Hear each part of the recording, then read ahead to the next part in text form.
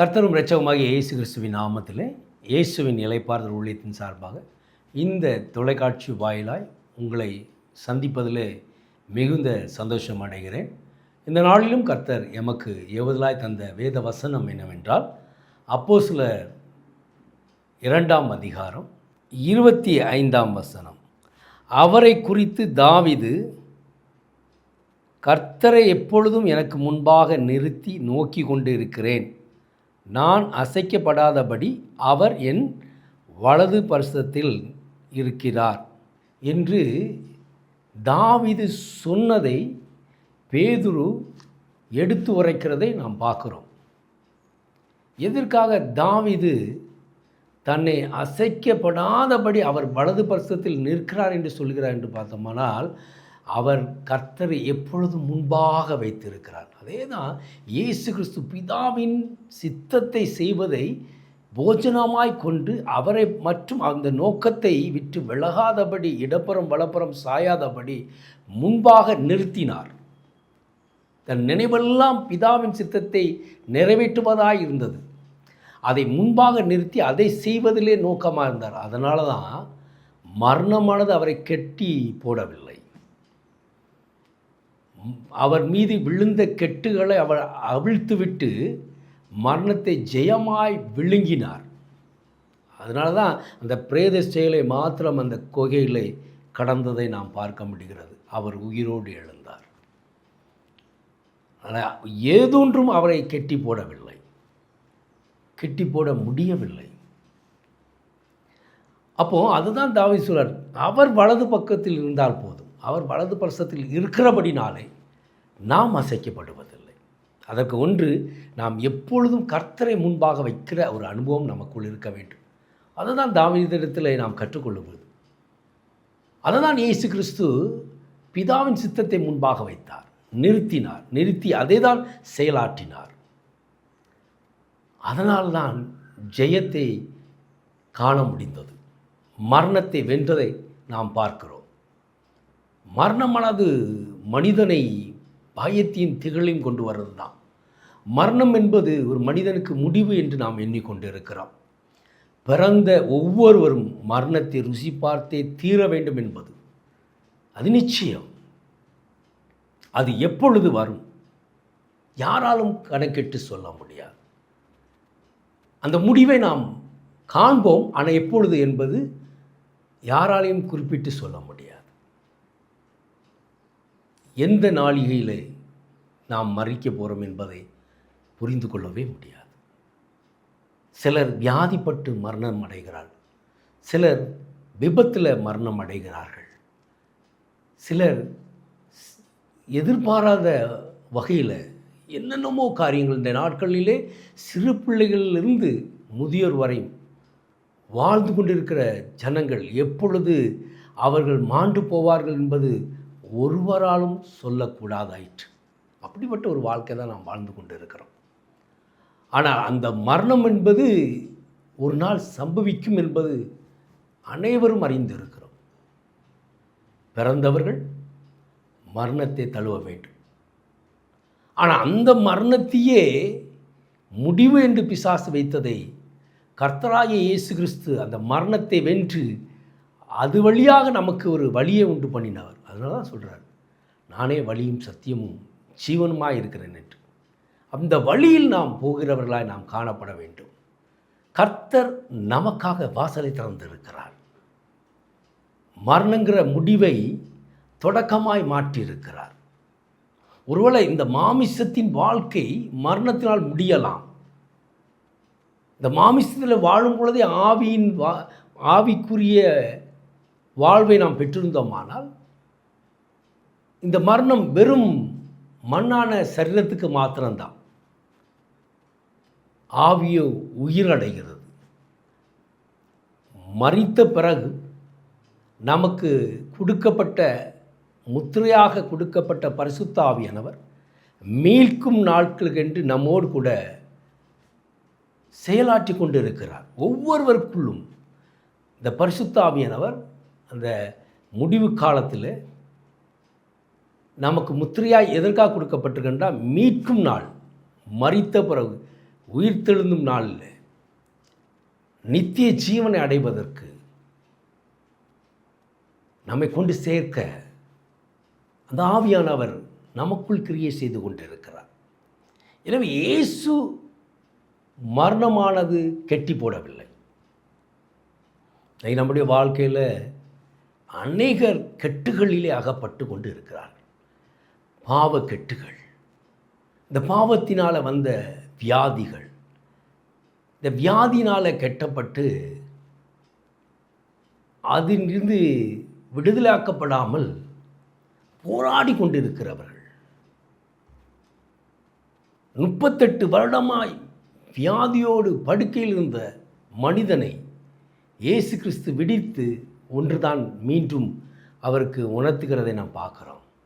மீண்டும் பாவம் செய்யாதபடி எச்சரிக்கையாயிரு என்று. அப்போது அந்த பாவத்தினால் 38 வருடமாய் கெட்டப்பட்டு கிடந்தான்.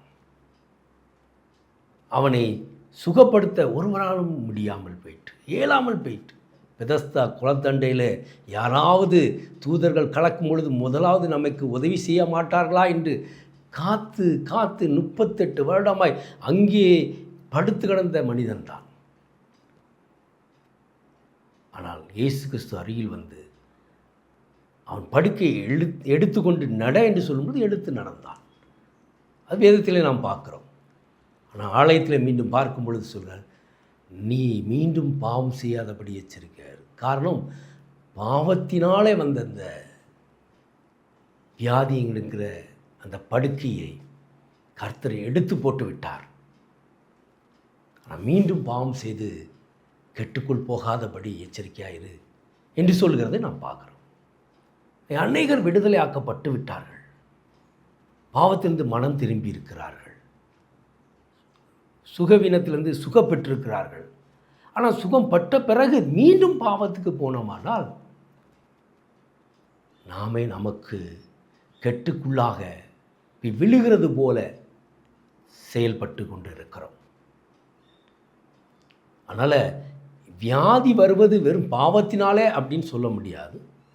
சரீர பலவீனத்தினால சில காரியங்கள் நம்மை மேற்கொள்ளலாம். ஆனால் அதிகமாய் நாம் பார்க்கும் பொழுது அந்த பலவீனம் வருவதற்கு காரணம், வியாதி உன்னை தொடுவதற்கு காரணம் பாவமாகவே இருக்கிறது. அதற்கு உதாரணம் அந்த 38 வருடமாய் வியாதியாக இருந்த மனிதனை நாம் நோக்கி பார்க்கலாம். அதுபோல் நாம் தெளிந்த நீருடையாய் மாறாவிட்டால் தேவனுடைய சித்தத்தை நிறைவேற்றவே முடியாது.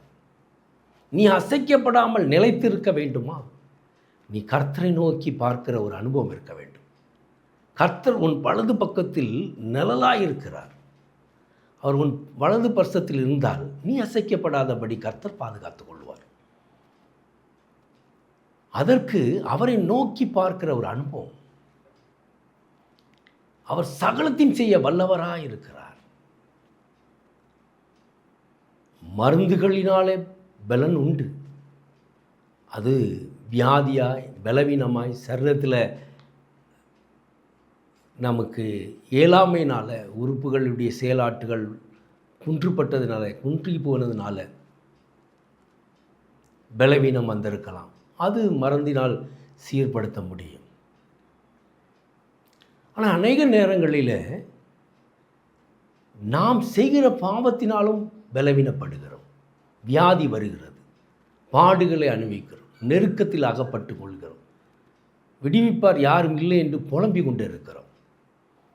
சகலத்தையும் அதனது காலத்தில் நேர்த்திய செய்கிற கர்த்தர், அவரை நோக்கி நாம் பார்த்து விட்டோமானால் ஒருபோதும் உன் வாழ்க்கையில் அசையப்படாதபடி நிலைத்து நிற்க செய்வார். நிலையான தேவன், நித்திய கண்மலையாக இருக்கிறார். அவரை நோக்கி பார்க்க வேண்டும். மரணத்தை ஜெயமாய் விழுங்கினவர். மரணமானது அவரை கெட்டி போடவில்லை.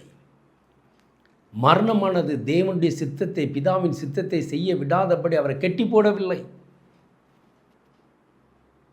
அவர் செய்து முடித்தார். அதனால் நம்முடைய வாழ்க்கையிலும் மரணம் போல ஒரு சூழ்நிலை நீ தள்ளப்பட்டாலும், நெருக்கப்பட்டாலும், சூழ்நிலைகள் மாறி மாறி நம்மை விகாரப்படுத்தி கொண்டிருந்தாலும் பயப்படாமல் கர்த்தரை நோக்கி தாவீது பார்த்தது போல நாமும் பார்த்து வாழ்ந்தோமானால் கர்த்தர் நம் வலது பரிசத்தில் நிலைத்திருப்பார். அவர் வலது பரிசத்தில் இருந்தால் நிச்சயமாக ஒரு விடுதலையை நீ பார்க்க முடியும். மனிதர்கள் இவன் விழமாட்டானா என்று எண்ணுவார்கள். ஆனால் கர்த்தரோ நீ விழாதபடி அசையாதபடி நிலைத்திருக்க செய்வார். அதனால் யாரை குறித்து நீ கவலைப்பட வேண்டிய அவசியம் இல்லை. யாரிடத்திலும் போய் நீ புலம்ப வேண்டிய அவசியம் இல்லை. யாராவது நமக்கு உதவி செய்ய மாட்டாரா என்று அவர்களை நோக்கி பார்க்க வேண்டிய அவசியம் இல்லை. நீ கர்த்தரை நோக்கி பார்த்து அவரிடத்திலே விண்ணப்பம் வைத்தேனால் அவர் யாரையாவது கொண்டு செய்வார். எலியாவுக்கு காகத்தை கொண்டு புசிக்க செய்த தேவன் அப்படி யாராவது அறியாத ஜனங்களை கொண்டு செய்வார். அதனால் நீங்கள் எதை குறித்தும் வாழ்விலே கவலைப்படாதபடி நாம் அசையாதபடி நிலைத்திருக்க வேண்டுமானால் தாவீது எப்பொழுதும் கூறுவது போல கர்த்தரை முன்பாக வைக்கிற ஒரு அனுபவம்.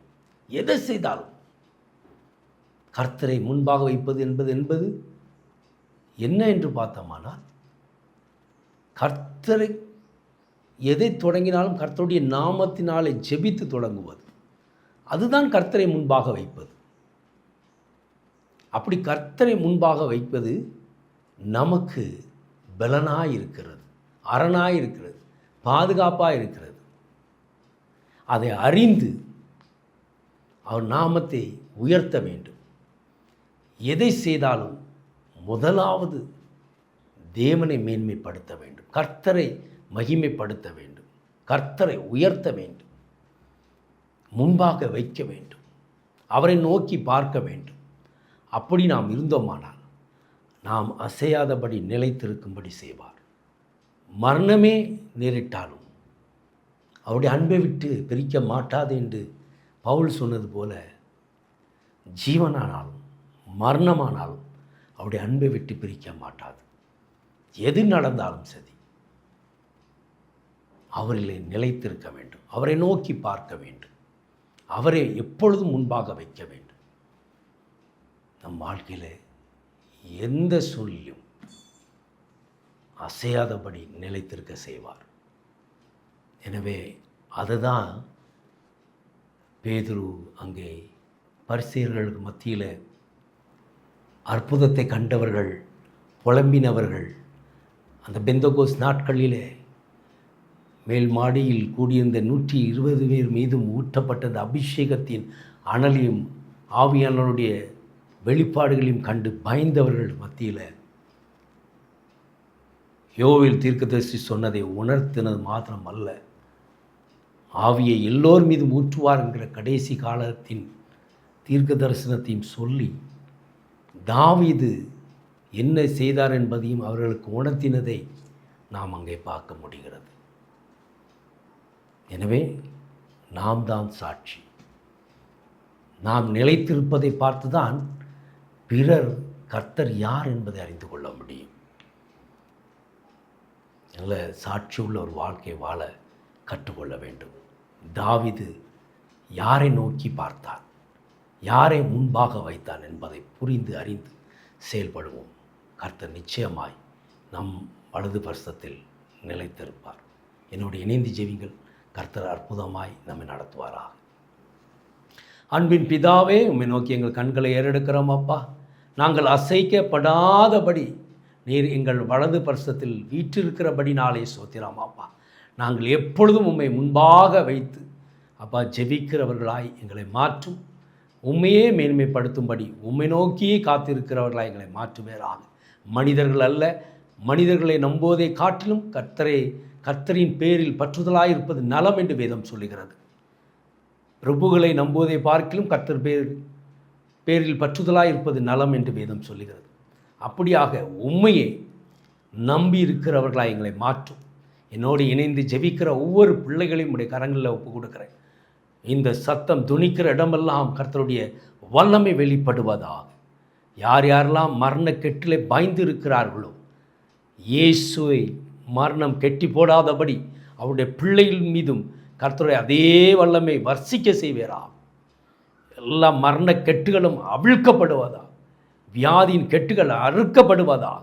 யார் யாரெல்லாம் அப்பா பலவீனத்தினாலே அப்பா வேதனைப்பட்டு கொண்டிருக்கிறார்களோ அவர்கள் மனம் திரும்பவும், அவர்கள் மீது இருக்கிற நுகங்கள் உடைக்கப்படவும், போராட்டங்கள் நீங்கவும், வியாதிகள் மறையவும் கர்த்தர் கிருபை செய்வாரா. உடைய வார்த்தையில் வல்லமை உண்டு அப்பா. வார்த்தையினுடைய மகிமையை ஒவ்வொருவரும் காணட்டும். நீர் வெளிப்படுவேரா. உம்முடைய வல்லமையினால் தொடுவேரா. சுகத்தையும் ஆரோக்கியத்தையும் காணும்படி செய்யும். சாட்சி உள்ள ஒரு நல் வாழ்க்கையை கொடுத்து அதில் நிலைத்திருக்க கிருபை செய்யும். யாரெல்லாம் என்னோடு இணைந்து ஜெபித்து கொண்டிருக்கிறார்களோ அவருடைய வாழ்க்கையில் இருக்கிற குறைகள் எல்லாம் நிறைவாக்கட்டும். கெட்டுகள் அவிழ்க்கப்பட்டு சத்தியத்தை அறிந்து அதில் விடுதலையாக்கப்பட்டு உண்மையிலே நிலைத்திருக்க கர்த்தர் கிருபை செய்யும். உடைய மகத்துவத்தை காணட்டும் என்று நான் ஜெபிக்கிறேன். தொட்டு சுகப்படுத்தி ஜெயத்தை காண கிருபை செய்யும். வேண்டுதலெல்லாம் கேட்கப்படட்டும். கிருபை அவர்களை சூழ்ந்து கொள்வதாக இயேசு கிறிஸ்துவின் நாமத்தில் ஜெபிக்கிறோம் ஜீவனுள்ள நல்ல பிதாவே, ஆமென். கர்த்தர் உங்கள் ஒவ்வொருவரையும் ஆசீர்வதித்து பலப்படுத்தி சகாயம் செய்வாராக. உங்களுடைய தொலைபேசி எண்கள் கொடுக்கப்பட்டிருக்கிறது. அதை தொடர்பு கொண்டு விண்ணப்பங்களை தெரிவித்து ஜெபித்து கொள்ளலாம். அநேக சாட்சிகளை பார்த்து வருகிறீர்கள். இந்த சாட்சியில் நிலைத்திருக்கும்படி கர்த்தர் கிருபை செய்வாராக. ஆமென்.